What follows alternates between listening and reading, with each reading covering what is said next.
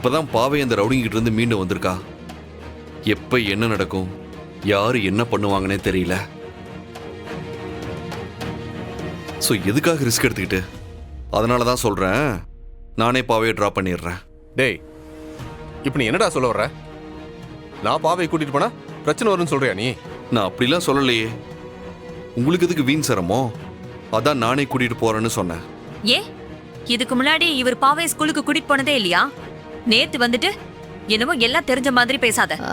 அத்தை, இப்ப எதுக்கு டென்ஷனா பேசிட்டு இருக்கீங்க? சிவா ஒன்னும் தப்பா எதுவும் சொல்லலையே. இத பாருமா, அவ என்ன முன்னாடி நிக்க வச்சுட்டு இப்படி சொல்றது தப்பு.